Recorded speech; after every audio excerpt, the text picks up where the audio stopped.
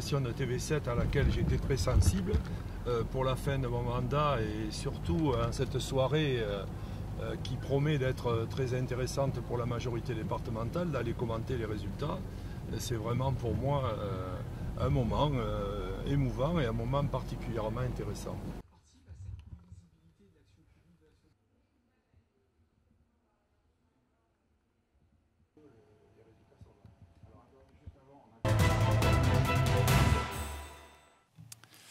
Et nous poursuivons cette soirée avec Xavier Sautat sur ce plateau pour ces élections départementales, ce second tour. Avec nous sur ce plateau, nos invités, Géraldine Amouroux, d'Union de la droite et des centres, qui fait partie du groupe Gironde Avenir. Jean-Marie Darmian, qui est avec nous, qui donc finit son mandat et cette première vice-présidence sur le département. Vous avez été le grand argentier d'abord de ce département, ce qui n'est pas rien. 1,6 milliard de budget, me semble-t-il. Donc voilà, ce n'est pas rien. Vous avez accompagné Philippe Madrelle jusque dans son dernier mandat. Vous avez accompagné Jean-Luc Gleyze, son successeur. Et ce soir, vous vivez un peu une soirée de rêve, on va dire, puisque le PS est en passe de se maintenir et de faire même mieux qu'en 2015. Oui, je pense que oui. C'est la résultante d'un travail qui a été effectué quand même, il faut le reconnaître, par Jean-Luc. C'était pas facile pour lui. C'est pas Xavier Sautat que je vais dire ça, de succéder non, parce qu'il y a une connaissance des personnes aussi. Succéder à Philippe était quand même quelque chose qui était relativement difficile. Il a su imposer lentement mais sûrement, j'allais dire, sa marque, sa patte, et on le retrouve dans les élections parce que je pense que la volonté qu'il a inculquée à la majorité était la proximité, était l'innovation, était la volonté d'aller sur des terrains difficiles qui étaient le terrain de la solidarité humaine et de la solidarité territoriale. Et je crois qu'aujourd'hui, il a la juste récompense du travail qu'il a mené parce que les résultats sont là. Alors, attends, juste avant, on a quand même... Ça vient de tomber de la préfecture, le canton de Créon, qui est donc remporté par vos successeurs avec 61,37% des voix, donc Madame Guery et Monsieur Viandon sur le canton de Créon. D'autres peut-être résultats dans un instant.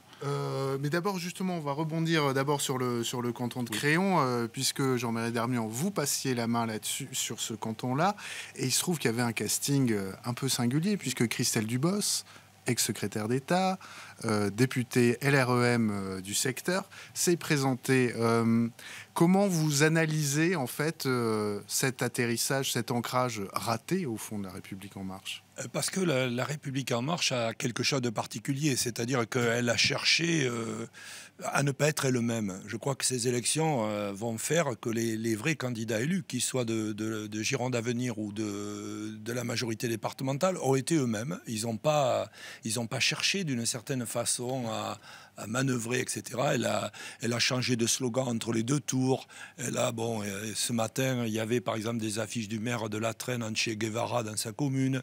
Ils avaient recouvert les affiches des candidats du PS avec soutien de Urmic et Mélenchon. Ça, c'est la politique d'autrefois, c'est pas le changement. Et je crois que les candidats qui ont été élus, Céline sera la Benjamine du conseil départemental, elle a 29 ans. Ça sera la plus jeune candidate qu'on ait vue entrer. Voilà. Et Viandon a quand même, Christophe Viandon a quand même quelque chose d'exceptionnel, c'est que ça fait des années qu'il travaille sur les finances de la commune de Tresse, et donc en plus Stéphane Chanchy, c'était un homme très ancré à Créon, et Aurélie Guignard à Sadirac. Donc on voit bien que les gens ont choisi les gens qu'ils connaissaient, avec qui ils vivaient, et non pas forcément des gens qui vont de temps en temps à Paris.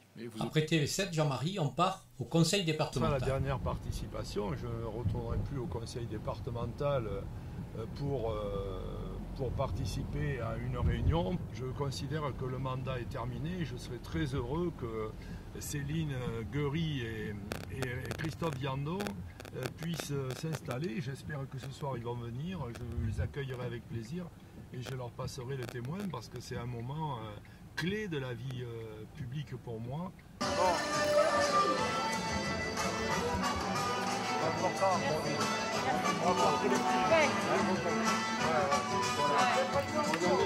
Quel beau quoi que elle a bougé ce soir, elle a... Non, ils sont venus début du couloir.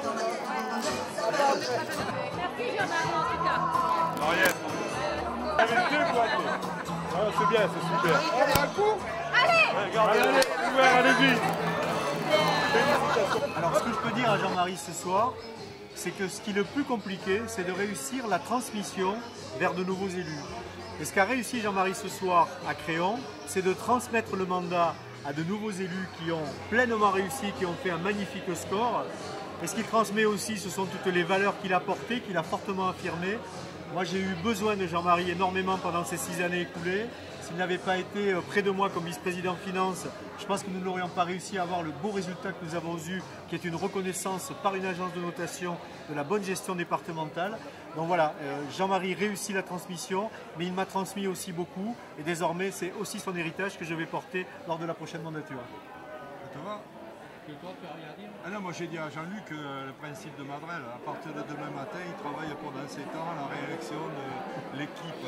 Mais il part de loin, parce que 50 sièges sur 66, bon, à moins que l'année prochaine il fasse 64 sur ça, mais ça sera très dur. En tout cas, moi c'est un bonheur extraordinaire de voir où il est arrivé et ce qu'il a réussi à faire, parce que il parle de moi, mais moi je peux parler de lui aussi, et je parle de tout ce qu'il a traversé et tout ce qu'il a vécu pendant ce mandat, qui n'était pas si facile qu'on l'a vu de l'extérieur ou cru de l'extérieur.